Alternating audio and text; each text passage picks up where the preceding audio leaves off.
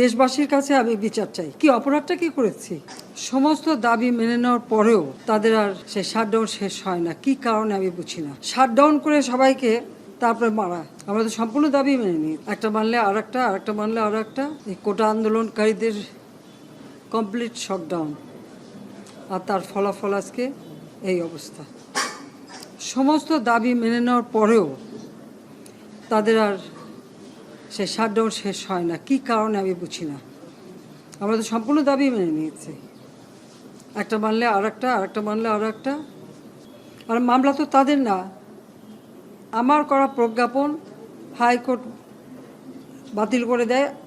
সরকারের পক্ষ থেকেই তো আমরা আপিল করি, এবং ওই হাইকোর্টের সে রায় সেটা স্থগিত করে দেওয়া হয়।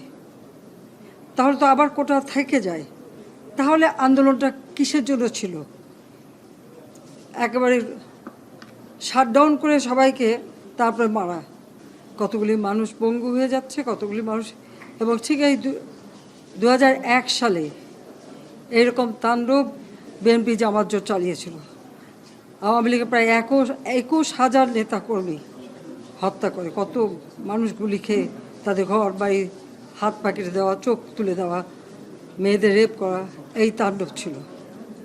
আবার 2013 সালে অগ্নিসন্ত্রাস, 13, 14, 15 আগুন জ্বালানো, সব যে গাড়ির ভিতরে, বাসের ভিতরে মানুষ, সেখানেও আগুন জ্বালানো। 23 সালে সেখানেও সেই তাণ্ডব। আর প্রতিবারই পুলিশের উপরে আঘাত, পুলিশের হত্যা, মানুষ মেরে ঝুলিয়ে রাখা, পুলিশ মেরে ঝুলিয়ে রাখা, গাজীপুরে আমাদের কর্মী মেরে ঝুলিয়ে রাখা। এটা কি ধরনের রাজনীতি আমরা জানি না। যে সমস্ত ঘটনা ঘটেছে আর যেভাবে মানুষগুলি ক্ষতিগ্রস্ত হয়েছে, আর যারা মারা গেছে আমি তাদের আত্মার মাগফিরাত কামনা করি। আর যারা এখন আহত তাদের সকলের চিকিৎসা সুষ্ঠুভাবে হচ্ছে। আমি আমাদের ডাক্তার, নার্স বা কর্মচারী সকলকে আমি আন্তরিক ধন্যবাদ জানাচ্ছি যে তারা দিন রাত অক্লান্ত পরিশ্রম করেছেন।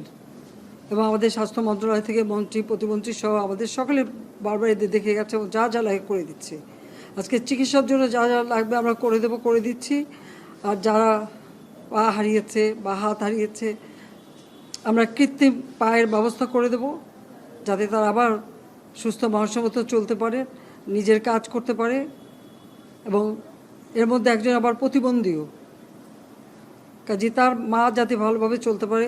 প্রতিবন্ধী অবশ্য আমরা ভাতাও দিচ্ছি, কিন্তু তাকে আরও ব্যবস্থা করে দেব, আমাদের যতটুকু সাধ্য করে দেব।